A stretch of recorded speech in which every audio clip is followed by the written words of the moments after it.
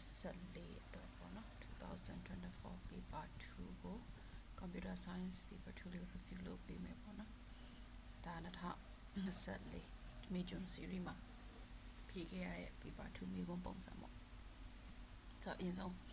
မိကုံးနားလဲအောင်ကြည့်ကြအောင်နော်မိကုံးနားလဲမှာပဲဟိုရေးလို့ရမှာဆိုတော့ဒီမှာဒီတစ်ခေါက်တော့ 2D ဖြစ်သွားပြီ 2D ဆိုပေမဲ့လည်းလွယ်ပါတယ်မိကုံးအရင်ကြီးမခက်နေဘူးပေါ့နော်မိထားတာက sub program တွေပါသုံးစရာမလိုနေဘူးပေါ့အရင်ကြီးလက်မဲ့မလုပ်ထားဆိုတော့ဒီမှာသူပေးထားတဲ့ 2D array တစ်ခုပေးထားမယ်ဆိုတော့ဘယ်လိုပေးထားမလဲဆိုရင်ကြည့်အောင်သူ program ပေးပုံပေးနည်းလေးဒီမှာပေါ့ဒါသူစပေးထားတဲ့ program ဒါမျိုးပေါ့ဆိုတော့ 2D ပေးထားတဲ့ 2D array ထဲမှာဒါ index array တစ်ခုချင်းစီမှာဒါ row ဘယ်နှခုရှိပါလဲ row 1 2 3 4 5 6 7 8 9 10 11 12ခုရှိရဲ့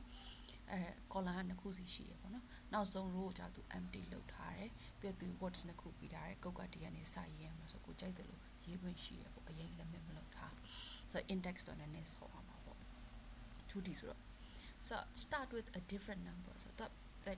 the alphabetical တိုင်းစီထားတာပြောပါနော် so each pair of words should be in alphabetical but some are not so တချို့ကတော့ alphabetical တိုင်းစီထားတယ်တချို့ကတော့မဟုတ်ဘူးတဲ့အဲဆိုရင်ကျွန်တော် program ပြန်ကြည့်ကြည့်အောင်ဓမ္မတစ်ခုဆို A နဲ့ B ဆို A ရင်လာတယ် B ကနောက်မှဆိုတာ in order ပေါ့ W နဲ့ L ဆိုတော့သိချတယ်W ကအမှန်တိုင်းပြောရင်အနောက်ရအောင်မှာ L ကအရှိလာရမှာပေါ့ဆိုတော့တချို့ကောင်တွေကတော့ alphabetical အတိုင်းရှိပြီးနောက်တချို့ဟာတွေကတော့ဘာဖြစ်လဲ order နဲ့မညီဘူးပေါ့ဆိုတော့ဟုတ်ပြီသူပြောတဲ့အတိုင်းတော့ဟုတ်နေပြီဆိုတော့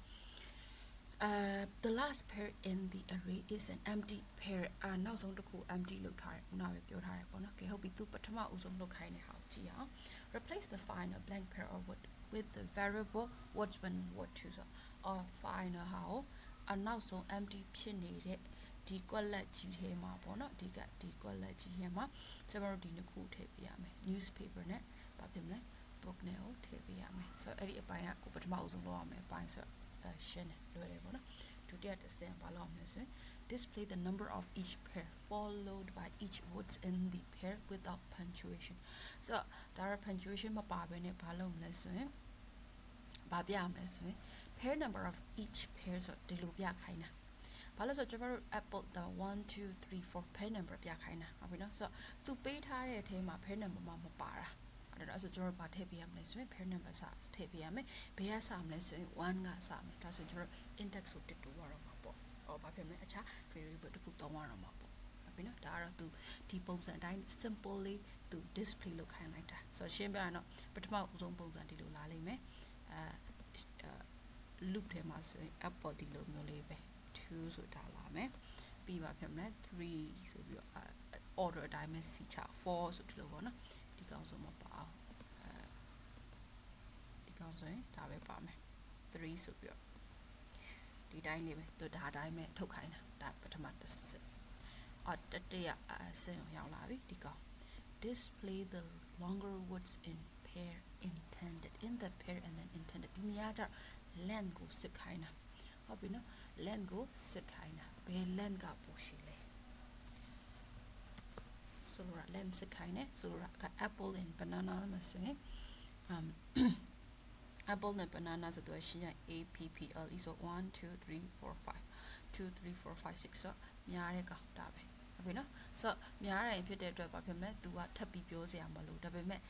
အများဆုံး words ကဒါမို့လို့အများဆုံး words ပေါ့သူက intended လို့ပြောတဲ့အခါမှာဒီ intended လေးပါလာတယ် intention လေးထည့်ခိုင်းတယ်ဆိုလိုတာကဒီအလဲမှာထပ်တစ်ချက်ခုံပေးရမယ်လို့ပြောချင်တာဒီနေရာလေးမှာထပ်တစ်ချက်ခုံရမယ်ဒီကောင်နဲ့တစ် line နဲ့အသားတစ်ခုလေးကြာနေလို့မရအောင်ဟိုရှိမဲ့ or တစ်ခုလေး align ဖြစ်နေလို့မရအောင်ဒီနေရာမှာထပ်ဖြန့်ဆိုတော့ဒီနေရာမှာတည်ထားရမှာက Python မှာဗာလဲ1 tab ကဘာနဲ့ညီလဲဆိုရင်1 tab ကဘာနဲ့ညီလဲဆိုတော့5 space နဲ့ညီ5ပါလေ5 space နဲ့ညီဆိုတော့ကျွန်တော်ဒီနေရာမှာဒါလေးတစ်ချက်သိညာထပ်တစ်ချက်ခုံနေဆိုတော့ဘာဖြစ်လဲ5 space နဲ့ညီဒီပုံစံအတိုင်းပြခိုင်းတာဆိုတော့ပထမမှာဆိုရင် banana ရှိတာဖြစ်တဲ့အတွက်ဘာမှပြောစရာမလို ဒီဘိုင်းနဲ့ဒါဒီတစ်ဘိုင်းပေါ့နော် length က banana ရှိရမလို့ banana ကိုထုတ်ပေးလိုက်တယ်ဒီမှာဆိုဘာလဲ wrist and leg မှာဆို wrist ကပို့ပြီးတော့ length များတာမို့လို့ wrist ကိုထုတ်တယ် blues and yellow မှာဆို yellow ကများတာမို့လို့ yellow ကိုထုတ်တယ် speaker and keyboard မှာဆို keyboard ကများတာမို့လို့ဘာဖြစ်မလဲkeyboard ကိုထုတ်တယ်ဒါကတော့ဒီတတိယအဆင့်လောက်ခိုင်းတာ intending ပါမယ်ပြီး length များတဲ့ဟာကို maximum length ရှိတဲ့ကောင်ဘာလို့မလဲဆို output ထုတ်တယ်အဲ့တပိုင်းနောက်ဆုံးတစ်ပိုင်းတော့ display any pair found to be not in alphabetical order to ဘာဖြစ်မလဲ in alphabetical order and then intended without punctuation မပါဘဲသွားရမယ်ဆိုလိုတာ quotation မပါခိုင်းတာပေါ့နော်ဆိုတော့ဒီမှာဆိုရင် intended လည်းပေးရမယ်ဒါပေမဲ့သူကဘာကိုပဲဆွဲထုတ်ရမလဲဆိုရင် not in alphabetical order alphabetical order မရှိတဲ့ကောင်ကိုပဲ alphabetical order ပြန်စီပြီး intended နဲ့ပြန်ဆွသွားမယ်ဆိုလိုတာဒီတက်တဲ့ကြောင့် bananas apples and banana မှာဆိုရင်တို့က order တိုင်းဖြစ်နေတာဖြစ်တဲ့အတွက်ဒီကောင်အတွက်ဆိုရင်ဒါမလို့ပေါ့ if နဲ့သွားမှာပေါ့ဒါပေမဲ့ wrist နဲ့ leg မှာကျတော့ပြထားတာ in order မဟုတ်တဲ့အတွက်ဒီကောင်အတွက်မျိုးဆိုရင်မဖြစ်မနေ order ပြန်စီပေးရမယ် order ပြန်စီပေးမယ်ပြီးရင်ဘာလုပ်မလဲဆိုရင်ပြန်ပြီးတော့ဟိုပါလေ intending နဲ့ပါရအောင်မယ်ဟုတ်ပြီနော် intending နဲ့ပါရမယ်ပြီးတော့မှ order တိုင်းပြန်စီပေးရမယ်ဒါသူ final လုပ်ခိုင်းနေကဲနောက်ဆုံးမှာတော့အဲ့ဘယ်လို output ထွက်လာမလဲဆိုရင်ဒီကောင်ဒါ output ဒီလိုထွက်လာမှာပေါ့နော်ဆိုတော့ပြီးသူ question ကိုပြောထားတဲ့အတိုင်းပဲ finish ပုံစံနဲ့ကျွန်တော်တို့ရေးရမယ်ဟိုကလည်း file ပေးထားမယ်ဆိုတော့သူပေးထားတဲ့ file လေးကိုအရင်ကြည့်လိုက်ရအောင်ဒီပုံစံတိုင်းလေးပဲပေးထားတယ်ဟုတ်ပြီနော်answer key တော့ပါပါတယ်ဒါပေမဲ့ answer key အပြည့်စုံမရေးထားတာမို့လို့ answer key ကိုပဲမြင်ညမ်းပြီးတော့လေပြန်ပြီး program အပြည့်စုံပြန်ရေးပေးထားတယ်ဒါပေါ့ဒီပုံစံပေါ့နော်ပြန်ပြောရင်တော့ဒီဟာပေါ့ဒါသူပေးထားတာဒါရေးတော့ရေးပေးထားတယ်ဒီကဒါကြတော့ကျွန်တော်ဟိုခြေဘက်ပေါ့ခြေဘက်ပြန်ပြောင်းပေးထားတာပြန်ပြီးတော့တောင်းချင်မြောက်ချစ်လို့ရဆိုခြေဘက်ကဒါကတော့ပထမတစ်ပိုင်းပေါ့သူရေးထားတဲ့အတိုင်းပဲကျွန်တော် busy ပြန်ရေးပေးထားတာပေါ့နော်ဆိုတော့ဒီမှာကြည့်လိုက်မယ်ဆိုရင်ပေးထားတယ်ဒါဆိုတော့ဒါသူပေးထားတဲ့အတိုင်းကိုရေးရမယ်ဘိုင်းဒီကနေစဒီမှာဒါတော့ဟိုပါလေဟိုဗာလဲဒီအဖြေပေါ့နော်သူရဲ့ paper 1 paper 2အဖြေရအတိုင်း reference ယူပြီးတော့ရေးပေးထားတာပေါ့နော်ဒါတော့အဆုံးထိမပါလာဘူးပေါ့ဆိုတော့အဆုံးပြန်ရေးပေးထားတယ်ဆိုတော့ဒီမှာကြည့်လိုက်ရင် row ဆိုတဲ့ဟာကိုစပြီးဘာကြောင့်လဲဆိုတော့ကျွန်မဒီနေရာမှာသူကပေးခိုင်းတာကိုဒီလို output ထုတ်ခိုင်းတာကိုထုတ်ခိုင်းကြရဟိုကဗာလဲ1 2 3 4ဆိုပြီးတော့ row number နဲ့ထောက်မှာဖြစ်တဲ့အတွက် row ကိုဘယ်ကစပေးလိုက်လဲဆိုရင်1ကစပေးလိုက်တယ်ဘာလို့ဒီမှာ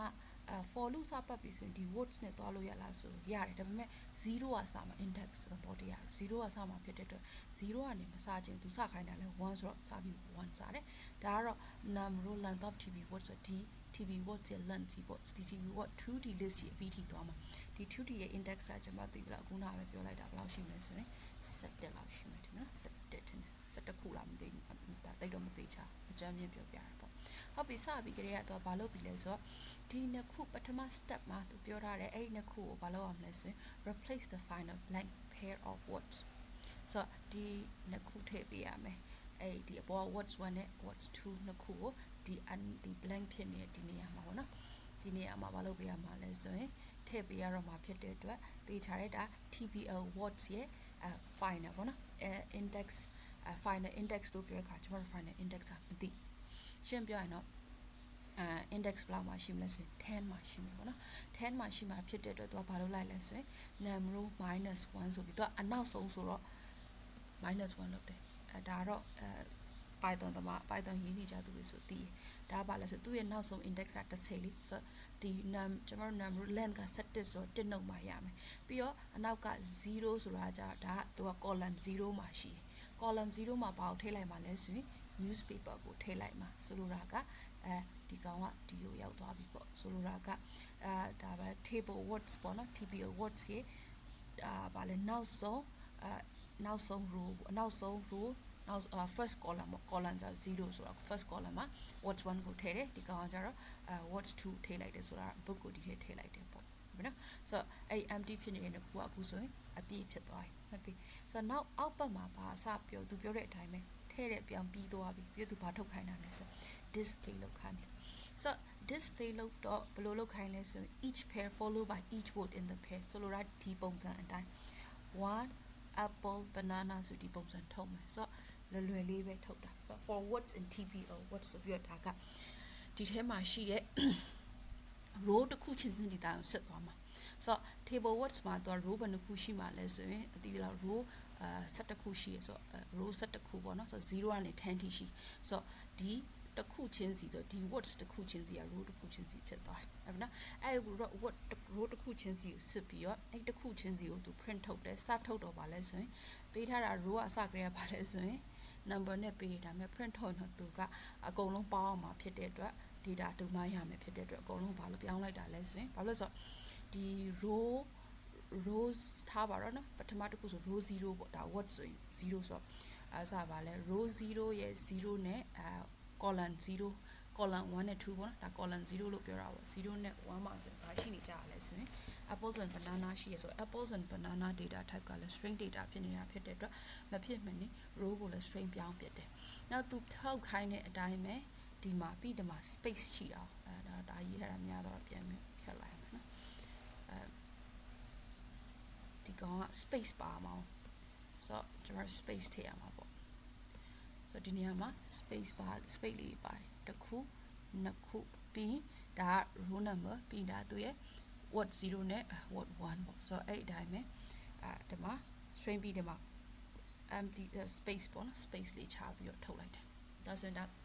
သူပြောထားတဲ့ဒုတိယတစ်ပိုင်းပြီးတော့ display လုပ်တဲ့အပိုင်းပြီးဆိုတော့အောက်ကရှိတဲ့နှစ်ပိုင်းနောက်တစ်ပိုင်းကလည်း display လုပ်အောင်ပါပဲဒါပေမဲ့ဘာရှားမလဲဆိုရင်ဘယ် words ပေါ့နော် length ကိုရှားမယ်ဘယ်ကောင်ကပုံများပြီးဘယ်ကောင်ကပုံနေလဲပေါ့ဆိုတော့အပေါ်ပြန်တက်လိုက်တယ်မှာရှားစကတည်းက max length ကို0ပေးထားတယ်ဆိုလိုတာကကျွန်မဒီနှစ်ခု compare လုပ်တော့မယ်ကျွန်တော်ဒီနှစ်ခု compare လုပ်တော့မယ်ဒီဗာလဲ column နှစ်ခု compare လုပ်တော့မှာပေါ့နော်ဒီ column နှစ်ခုမှာ column 0နဲ့ column 1ဘယ်ကောင်ကပို့ပြီးတော့ရှည်တာလဲပေါ့နော်ပို့ပြီးတော့ရှင်းပြရင်ပို့ပြီး length များတာလဲဆိုတော့အဲဒါကြောင့်မလို့သူဒီမှာ if နဲ့ဆက်သွားတယ် if what's 1 column 1ကဒါ column 1ဆိုတာရှင်းပြရင်တော့ဒုတိယ column ကဒါပထမ column ထက်ဒါပထမ column မှာ0ထားတာတော့ဆို0ပဲပေါ့ column 0နဲ့ column 1ကိုပဲဆက်တာပဲပေါ့ဒီနှစ်ခုမှာငကိုတိုင်းသာရှိရင်ဘာမှပြောင်းစရာမလိုဘူးလေဒီသူရဲ့ပြောတဲ့စကားမှာဟုတ်တယ်မလားငကိုအတိုင်းသာရှိနေမယ်ဆိုကျွန်တော်ဘာမှပြောင်းစရာမလိုဒီတိုင်းပဲအောက်ဖို့ပြန်ထုတ်ရုံပဲဒါပေမဲ့ ဗာလဲ sorry maximum ကိုပဲထုတ်ရုံပဲငကိုအတိုင်းသာမဟုတ်ဘူးဆိုမှဒါဘာလို့ လဲဒီမှာလေ maximum ကိုထုတ်ရုံပဲလေဟုတ်တယ်မလားငကိုအတိုင်းသာဆိုဒီတိုင်းကအောက်ဖို့ထုတ်လိုက်ရုံပဲဆိုတော့ဒီ is ပိုင်းကစစ်တာက for ထဲမှာ if နဲ့စစ်လိုက်တာကြတော့ဗာလဲ1ကသာရှေ့ခဲ့မယ်ဆိုပြီးဟုတ်ပြီနော် column 1ကသာ column 0ထက်ရှေ့ခဲ့မယ်ဆိုရင် maximum length ညမှာ1ဖြစ်ပြီးတော့ word ကို max length ထုတ်လိုက်တယ်ဒါပေမဲ့ဒီနေရာမှာတော့ space ကို9နဲ့မြောက်လိုက်တယ်ဆိုတာက1 tab တစ်ချက်ခုံလိုက်တာပေါ့ intended လို့ချင်တာဆိုတော့1 tab တစ်ချက်ခုံတယ်ဆိုတော့သူထုတ်လိုက်တဲ့ print ပုံကဒီလိုဖြစ်သွားမယ် intended tab space 5ခုစာနဲ့အရှိဆုံး words ကို output ထုတ်လိုက်တယ်ဟုတ်နော်ဆိုတော့ဒီတစ်ပိုင်းကအဲ့မှာနေဒုတတိယအပိုင်းကဒီမှာနေပြီးသွားတာတတိယတစ်ပိုင်းလေးပေါ့တတိယအပိုင်းပြီးသွားဆိုတော့ final စာပြီ words in these groups are in order ပေါ့အဲ့ဒါကြတော့ alphabetical တိုင်း home ဟုတ်စီခိုင်းတာဖြစ်တဲ့အတွက်ဘာဖြစ်သွားလဲဆိုရင်ဒီ word 0နဲ့ word 1ဆိုပြီးတော့လာတယ်ပြီးတော့မှသူက word 0ကသာ word 1ထက်များခဲ့ကြီးခဲ့မယ်ဆိုရင်ဆိုတော့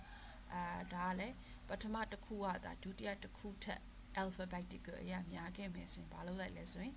ဒါ sub လုပ်လိုက်တဲ့သဘောတရားရှင်းပြောင်းလိုက်တာ word 0ကို temperature variable တဲ့ခဏထည့်လိုက်ပြီးတော့ဆိုရင်ဆိုလိုတာကငကို word 0မှာရှိရဲ့ value က temp ထဲရောက်သွားတယ်အဲ့ပြီးတော့ word 0ထဲကိုဘယ်သူထည့်လိုက်မလဲဆိုရင် word 1ကိုထည့်လိုက်တယ်ပြီးတော့ word 1ကိုကြတော့ word 1ဆိုတဲ့ location ထဲကို temp value ပြန်ထည့်ဒါ swapping လုပ်တဲ့သဘောတရားပဲဆိုလိုတာကျွန်တော်တို့ဒီဘာနဲ့သွားတူမလဲဆိုရင်ဒီအပိုင်းမှာ temp လုပ်တဲ့အပိုင်းမှာဆိုရင်ဒီ rich နဲ့ length ပေါ့နော်ဒါ0ကlength ထက်ကိုပို့ပြီးတော့ဘာဖြစ်မလဲကြီးနေတယ်ဆိုရင်ဆိုလိုတာဒါ alphabetical တိုင်းစီရပါတော့ကြီးခဲ့တယ်ဆိုရင်ဆိုတော့သူဒီမှာဘယ်လိုဖြစ်သွားမလဲဆိုရင်ထားပါတော့ w နဲ့ leg နဲ့လို့ပဲစဉ်းစားလိုက်ဆိုတော့ဒီငကိုရှိနေတာဒါ0မှာရှိပြီးသူကဘာဖြစ်မလဲ1မှာရှိ1 location မှာရှိဆိုတော့အလယ်မှာဘာထည့်ပေးလိုက်လဲဆို temp ဆိုတဲ့ location တစ်ခုရှိရဲ့ဒီ0ကဒါဗာလဲ sorry 0ကဒါ 1ထက်ကြီးခဲ့မယ်ဆိုရင်ဘာဖြစ်မှာလဲ alphabetical အရာအနောက်ရွှေ့ရမှာပေါ့ဆိုလိုတာက A နဲ့ B မှာဆိုရင် B ရင်ရောက်နေတာဖြစ်တဲ့အတွက် B ကကြီးမယ် A ကဘာဖြစ်မလဲဘာလဲသေးငယ်နေမယ်ဆိုရင် swap လုပ်ရမှာဖြစ်တဲ့အတွက်0ကဒါတပူထက်ကြီးမယ်ဆိုရင်0ထဲမှာရှိတဲ့0 location မှာရှိတဲ့ value ကိုတဲ့ချိန်လို့မှမရတာအလဲက W ထဲကိုခဏပို့လိုက်မယ်ပို့လိုက်တဲ့အခါမှာ0 location ကအဲ့ချိန်မှာဘာဖြစ်သွားလဲဆိုရင်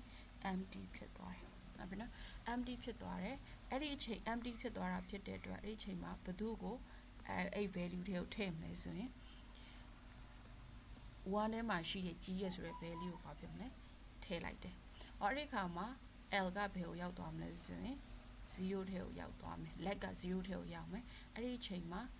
ဘယ်ကောင်က empty ပြန်ဖြစ်သွားမလဲဆိုရင်ဒီ space က empty 1နေရာ empty ဖြစ်သွားမယ်။အဲ့ဒီ empty ဖြစ်သွားတဲ့နေရာမှာအခုနက temp ထားတဲ့ temperature ထားတဲ့ location က value ဖြစ်တဲ့ W ဖြစ်တဲ့ဘာဖြစ်မလဲ risk ကိုပြန်ပြီးတော့တင်ပေးလိုက်တယ်။အဲ့ဒါဆိုရင်ဒီကအကောင်လေး empty ဖြစ်ပြီးတော့ sub ပေါ့နေရာချင်းလေးလဲပြီးသွားသလိုဖြစ်သွားလိမ့်မယ်ဒါ L နော်ဒီဟာနည်းနည်းလေးလွယ်နေဟောပါလဲဒီတိုင်း mouse နဲ့ဆွဲနေတာမဟုတ်